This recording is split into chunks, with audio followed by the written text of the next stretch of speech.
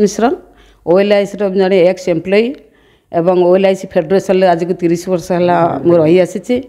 EPF association भी जड़े कर्मकर्ता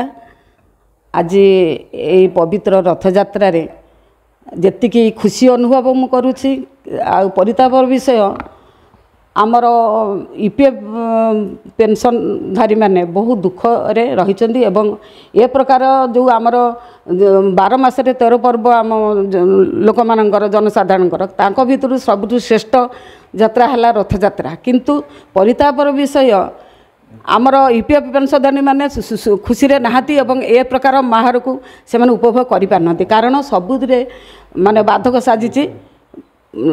अर्थ कहीं दीर्घ दिन धरी चाकरी करी लोकंकर सेवारे रहीकि रिटायर्ड पर जदि मिनिमम 500 रु 2500 भितर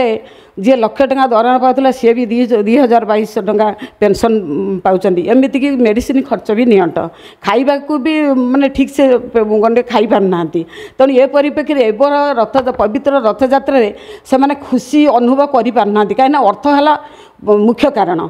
दीर्घ दिन धरी आपड़ देखु मु खाली एति कह जाऊँगी मु भी जड़े ईपीएफ पेंशन भोगी आमर ओडिशा रे 2,20,000 आमर भारत में 80 लाख पेंशन भोगी एमती कि 35,000 रु 40,000 हजार टंकार कम पेंशन पाँच तेणु आपण कहतु मीडिया माध्यम मुझे कह चाहूँगी आपण मैंने कहतु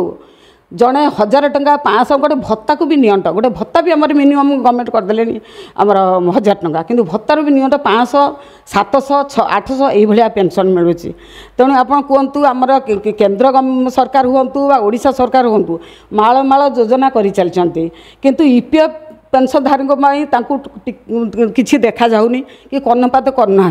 चाहिए शोला भाया शोई रही आपड़ कहतु जदि यही समस्या लगी रहे लोक मैंने प्राय अधा लोक भी जीवन माने औषध टी न पाई से देह त्याग कले तेणु मोर एति मीडिया माध्यम मु केंद्र सरकार माननीय प्रधानमंत्री एवं केंद्रीय प्रशासन को ओडिशा प्रशासन को मु अनुरोध करुच्ची आपण यार तुरंत व्यवस्था करूँ कहीं आमर ईपीएफ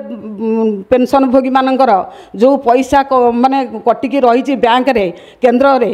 से पैसार जो इंटरेस्ट मिलूँ 35% से इंटरेस्ट दियंती भी 80 लाख पेंशन भोगी भी से माने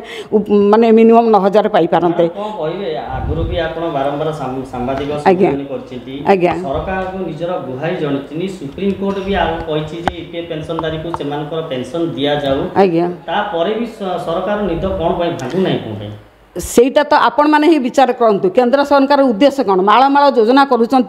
भोट पाइबापी विभिन्न रकम योजन से लिपिबद्ध किंतु ईपीएफ पेंशन भोगी मानक हाथ न मारी भात मारला भाया कम करुँच